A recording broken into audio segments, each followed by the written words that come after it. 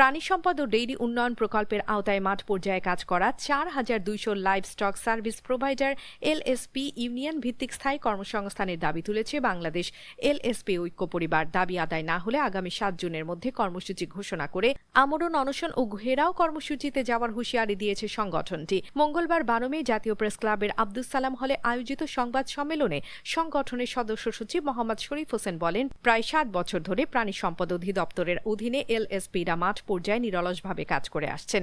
প্রশিক্ষিত এই কর্মীরা দেশের পশুপালন খাতে গুরুত্বপূর্ণ ভূমিকা রাখলেও তাদের স্থায়ী নিয়োগ বা ন্যায্য স্বীকৃতি এখনো নিশ্চিত হয়নি। প্রেসক্লাবের সামনে অবস্থান করব এবং যতক্ষণ পর্যন্ত আমাদের দাবি দাবা না মেনে নেওয়া হয় আমরা রাজপথ ছাড়ব না। প্রয়োজন বোধে জীবন দিয়ে দিব, কিন্তু আমরা রাজপথ ছাড়ব না।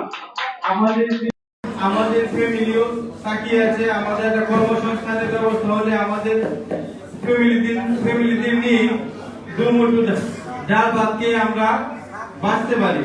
আপনারা আমাদের কর্মসংস্থানের ব্যবস্থা করে না দেন, শুধু এটা আমাদের জন্যই আছে, তাদেরও ক্ষতি হবে।